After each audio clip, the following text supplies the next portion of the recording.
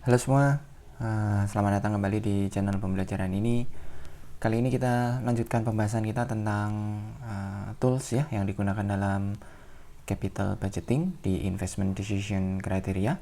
Setelah yang pertama kita sudah bahas tentang net present value (NPV), maka yang berikutnya kita bahas IRR.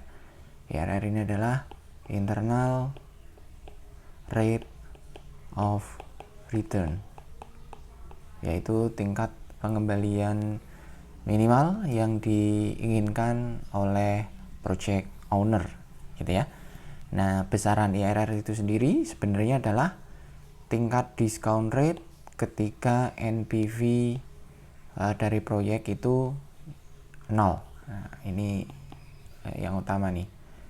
Jadi ketika kita ngitung NPV itu kan ada cash outflow, initial outlay ya, ada cash inflow, revenue dari proyek, terus kemudian dengan tingkat discount rate tertentu kita mendapatkan NPV.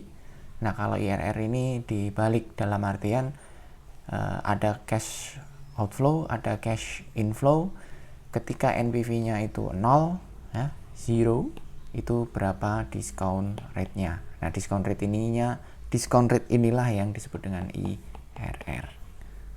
Nah, kriteria pengambilan keputusannya ketika besaran IRR ini lebih besar daripada rate of return yang diminta oleh project owner gitu ya, required rate of return atau discount rate, maka kita terima projectnya, kita jalankan projectnya. Tapi kalau ternyata IRR ini lebih kecil daripada required rate of return atau discount rate yang ditetapkan oleh project owner, maka kita tolak proyeknya, kita reject proyeknya. Nah, untuk lebih jelas kita coba lihat contoh di Excel sebagai berikut. Nah, kita masih gunakan formula dari net present value. Kita punya cash outflow atau initial outlay gitu ya. Kita punya cash inflow dari tahun pertama, tahun kedua, dan seterusnya sampai tahun ke N. Nah, ketika NPV ini 0, berapa discount rate yang ada. Nah, discount rate ini yang kemudian dinamakan dengan IRR. Kalau di materi sebelumnya ini seperti mencari discount rate, seperti mencari YTM gitu ya, kita bisa cari dengan interpolasi. Nah, contoh perhitungannya seperti ini.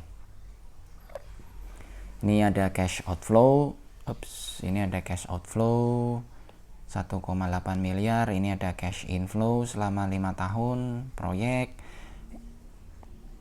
Terus ini ceritanya ada discount rate gitu ya, 12%. Ini mengambil contoh NPV ya, seperti yang di video sebelumnya.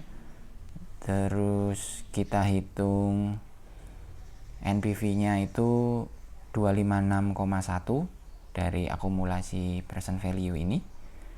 Nah, IRR itu adalah ketika angka ini kita rubah jadi 0 gitu ya, maka berapa discount rate-nya.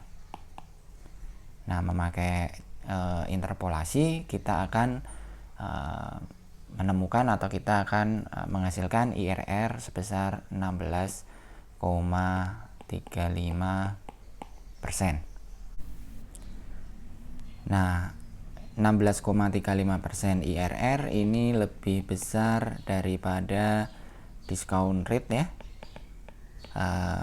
Berarti project itu memberikan tingkat return minimal gitu ya, tingkat return yang paling rendah itu 16,35%. Nah, discount rate atau required rate of return yang diminta oleh project owner itu cuma 12%. Maka kemudian keputusannya adalah kita terima proyek. Itu. Nah, coba kita lihat contoh satunya ya. Ini project outlay-nya 1,8 masih tetap. Ini cash inflow-nya dari proyek lebih kecil dari yang sebelumnya ya. discount rate-nya masih 12%, maka kita bisa hitung NPV-nya 104,4 negatif, atau kalau kita hitung IRR-nya adalah 10%. Nah, ini 10% itu kan kurang dari 12%. 10% ini tadi IRR ya, proyek. 12% ini kita peroleh dari discount rate. Nah, ini artinya apa? Artinya